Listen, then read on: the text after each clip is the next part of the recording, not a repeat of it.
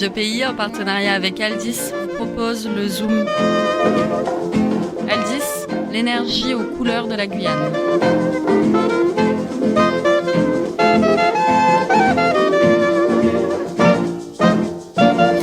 Bonjour Florian, aujourd'hui pour la première fois je vais exaucer l'un de tes vœux les plus chers, vœu que tu formules à répétition depuis pas mal d'épisodes du Zoom Histoire sans que jamais je ne daigne y prêter attention. Petit indice, ça implique des émotions qui passent par le ventre et donnent les larmes aux yeux. Alors ? Ça sent le poisson grillé dans tout le studio, donc j'imagine que ça n'a rien à voir avec la moto que j'aimerais acheter. Alors ouais, pour la moto, faudra voir ça avec la banque. Je t'avoue qu'on va surtout faire chauffer le moteur du four et de nos cerveaux plus que celui de ta future machine rouge rutilante, mon cher ami. Ce matin, on prépare un dambagnan avec l'équipe. Un quoi ? Un dambagnan. C'est un plat guyanais en voie de disparition. Ah, j'ai cru que c'était le nom de l'espèce de luciole, la zoukou, Ouais, machin. tu confonds avec le zoukou yanyan. En effet, ça veut dire luciole, mais pas de ragoût de luciole pour nous ce midi. On risquerait d'être allumé toute la nuit. Non, le dambagnan est un plat à base de graines grillées, de mâchoires en jaune et de lard fumé. Est-ce que ça te tente ? Tu sais, moi, tant qu'on mange, qu'importe qu'il s'agisse de luciole ou de lard fumé, te connaissant, je suppose que toute cette affaire commence dans une bibliothèque. Le repas de ce midi, cher ami, il se mérite. Pour élucider le mystère du dambagnan, remontons le temps, 140 ans en arrière, non pas pour discuter avec les charmantes dames de cantine de l'époque, mais pour lire l'extrait d'un livre qui vient tout juste de sortir et qui, comme par hasard, porte également le nom d'un poisson qu'on mange souvent en Guyane. Atipa. C'est parti!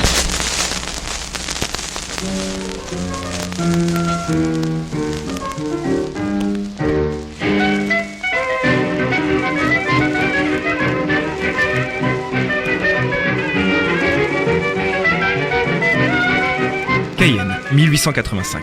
Bon, Florian, je récapitule la mission.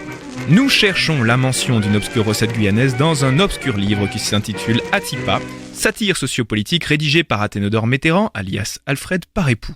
Cet ouvrage regorge de commentaires sur la société guyanaise et sur son univers politique. Mais, ce qui nous intéresse... C'est la nourriture. Oui, voilà, c'est ça. Parce que ce livre en parle également pas mal, en plus des devinettes et des chansons qu'il contient. Notre mission, en retrouver un exemplaire.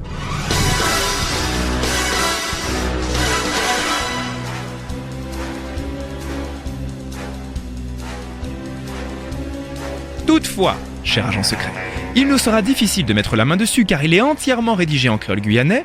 En 1885, beaucoup de gens ne savent pas lire et donc, il nous faudra ruser un peu. Je propose une stratégie en 5 actes dont voici le plan détaillé avec... Tiens, regarde. Il y a un monsieur très bien habillé qui lit un livre. Il y a écrit Atipa sur la couverture. C'est pas ça qu'on cherche ? Ah, bon, certes. Alors on a fait beaucoup plus vite que prévu. Bravo Florian. Bonjour monsieur. Oui, excusez-nous pour le dérangement. On souhaiterait juste vous emprunter votre livre. Oui voilà, c'est ça. Pas très longtemps, je vous rassure. Page 46 s'il vous plaît. Merci. Autre chose encore, pouvez-vous nous lire et nous traduire en français ce petit extrait-là ? Mille merci. Tous les matins, il venait avec un grand canari plein de calous et de dambagnan à vendre. C'est tout ? C'est juste ça la mention du dambagnan ? Comment ça, c'est tout ? C'est un plat très rare dont on n'entend presque jamais parler et donc la moindre référence, alors surtout dans un livre qui a 140 ans, c'est énorme. Ça signifie qu'un plat, aujourd'hui considéré comme une curiosité au nom improbable, était perçu comme une norme en Guyane en 1885, au point que l'auteur d'Atipa ne nous explique même pas ce que c'est parce que les lecteurs éventuels le sauraient déjà. Alors évidemment, à condition qu'ils soient guyanais ou qu'ils connaissent bien le territoire. D'accord, je te le concède. Si ce plat était connu en 1885, ça veut dire quoi de son origine et de la période à laquelle il est apparu en Guyane ? Parce que quand même, c'est très inhabituel comme nom, dambagnan. On dirait qu'il est d'origine africaine, je me trompe ? Tu ne te trompes pas. Pour comprendre toute cette histoire, nous allons cette fois-ci partir en 1988 à la bibliothèque Franconie pour y retrouver un livre rédigé par Régine Hort. Non, pas ça. La morue au safran, alors non. La gibelotte d'agouti. Le lézard à la crème, tiens donc. Ah, voilà. Page 365, le dambagnan. Madame Hort nous explique qu'il s'agirait d'un plat d'origine africaine. Mais attention, c'est un peu complexe. Comme nous le savons, il y a eu en Guyane des esclaves originaires d'Afrique qui, mécaniquement, importèrent puis adaptèrent quelques recettes de chez eux. Puis après l'abolition de 1848, les descendants de ces esclaves, les créoles donc, poursuivirent les adaptations de ces recettes africaines. Ajoutons à cela la main-d'œuvre post-abolition. Les Chinois, Indiens et Africains arrivaient en Guyane comme travailleurs sous contrat pour pallier le manque de main-d'œuvre. Exact, Florian. Bientôt, tu pourras faire le Zoom Histoire à toi tout seul. Et ça coûtera moins cher. En Guyane, les Africains sous contrat ont retrouvé pas mal de points communs avec leur pays, notamment niveau faune et flore. Et hop, on utilise ce qui vient d'ici pour faire ce qui vient de là-bas, on se mélange, on apprend à se connaître, on se montre des trucs, et boum, tout un tas de plats sont nés, dont le dambagnan. Régine Hort nous dit: Parmi ces plats, il en est comme le dambagnan, le dongwe, le kalalou qui serait d'origine congolaise. Le bouillon d'Awara aurait résisté aux influences étrangères et serait le reflet d'une ethnie et d'une période révolue. Toutefois, si le kalalou, l'iguane et le bouillon d'Awara sont monnaie courante dans les repas du dimanche midi, vous savez, ceux qui se terminent à 18h30, je pense que vous voyez de quoi je parle, le dongwe et le dambagnan ont, je cite, pratiquement disparu de nos habitudes gastronomiques. Et, selon Madame Hort et moi-même, c'est bien dommage. Mais justement, c'est bien joli tout ça. Mais qu'est-ce qu'il y a dedans ? Ça tombe bien, j'en ai mangé un la semaine dernière chez ma belle-mère, je vous invite dans la cuisine de Belle-Maman. C'est un pur hasard qui m'a permis de connaître cette recette. Un jour, je me présente au domicile de ma belle-mère, Julia Vincent, et elle a tous ses ingrédients posés sur la table et elle prépare un dambagnan. Alors, comme je ne connaissais pas cette recette, je suis restée et puis j'ai noté. Et puis, à partir de ce moment, j'en ai toujours fait. Quelque chose m'intrigue dans tout ça, parce que le dambagnan, c'est une recette qui est assez rare en Guyane. Il n'y a pas beaucoup de Guyanais qui peuvent dire qu'ils ont mangé du dambagnan. Et qu'est-ce qu'on met dedans exactement ? Le wang, de la cassave, des calous, du lard fumé, des tomates fraîches, du poulet fumé, du poisson fumé. Julien en mettait, moi je n'en mets pas. De l'ail, de l'oignon, bois d'Inde, girofle. Et puis un petit peu d'huile pour démarrer la cuisson. Maud, je te dérange pas plus longtemps dans ta confection du dambagnan et retour au studio.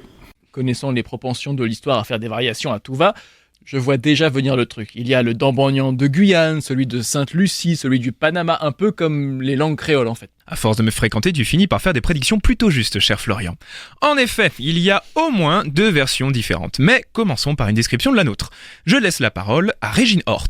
Au début du XXe siècle en Guyane, entrait dans la composition du dambagnan de la chair et de la tête de mâchoire en jaune boucanée qui, de l'avis des gourmets, exhalait un certain fumet, ainsi que de très jeunes kalalous, du lard fumé et du wang grillé. Du wang grillé, comme dans Kalawang. Oui, mais en fait... Comme dans Wang 2, 3, vive l'Algérie. Alors certes, toutefois... Ou comme dans What do you want today ? Florian, je crois qu'on s'égare. Le wang est tout simplement le nom créole du sésame. En fait, le dambagnan est une base de pimentade de kalalou et de poisson boucané à laquelle on ajoute du sésame grillé, réduit en pâte, alors grillé, pas brûlé, Madame Hort insiste sur cet aspect. Le tout se mange avec du riz grainin ou bien des bâtonnets de cassave trempés. Délicieux. Tiens, mange. Allez, mange, mon fils. Et je te préviens, Florian, il paraît que... Les gens qui ont mangé le disent excellent. Allez, hop, il faut finir le plat maintenant.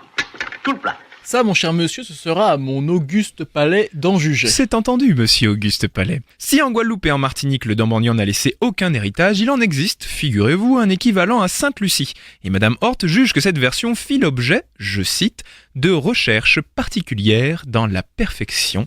Fin de citation. De là à dire que la version sainte-lucienne est meilleure, il n'y a qu'un pas. Mais ne déclenchons pas la 3e guerre mondiale aujourd'hui, attendons un peu.